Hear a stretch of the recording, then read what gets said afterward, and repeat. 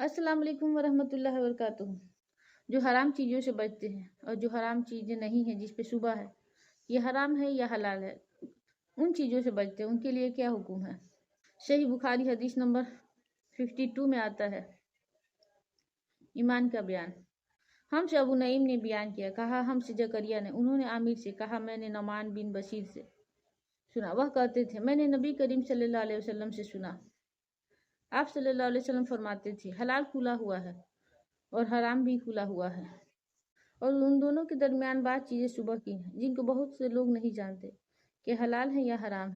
फिर जो कोई सुबह की चीज़ों से भी बच गया उसने अपने दीन और इज्जत को बचा लिया, और जो कोई उन सुबह की चीज़ों में पड़ गया उसकी मिसाल उस चरवाही की है जो शाही महफूज चरागाह के आसपास अपने जानवरों को चराए और करीब है कि कभी उस चरागाह के अंदर घुस जाए और शाही मुजरिम करार पाए। सुन लो, हर बादशाह की एक चरागाह होती है, अल्लाह की चरागाह उसकी ज़मीन पर हराम चीज़ें हैं, बस उनसे बचो। और सुन लो, बदन में एक गोश्त का टुकड़ा है, जब वह दुरुस्त होगा तो सारा बदन दुरुस्त होगा, और जहाँ बिगड़ा सारा बदन बिगड़ गया।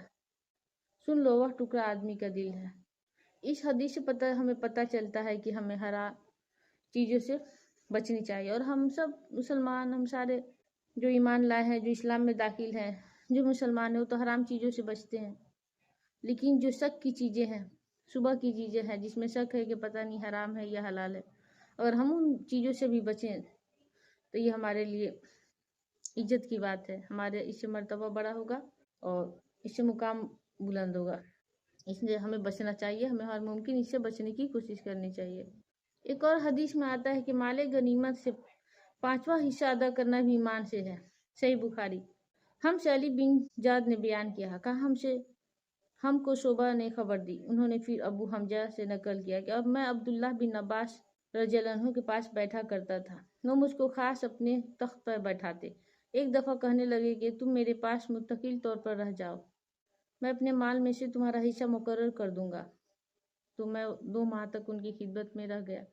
फिर कहने लगे कि अब्दुल कैस का वफद जब नबी करीम सल्लल्लाहु अलैहि वसल्लम के पास आया तो आप सल्लल्लाहु अलैहि वसल्लम ने पूछा, ये कौन है, ये कौन सी कौम के लोग हैं, या ये वफद कहाँ का है। उन्होंने कहा कि रबिया ख़ानदान के लोग हैं, रबी ख़ानदान के लोग हैं। आप सल्लल्लाहु अलैहि वसल्लम ने फरमाया, मरहबा, इस कौम को या इस वफद को न जलील होने वाले न शर्मिंदा होने वाले, यानी उनका आना बहुत खूब है।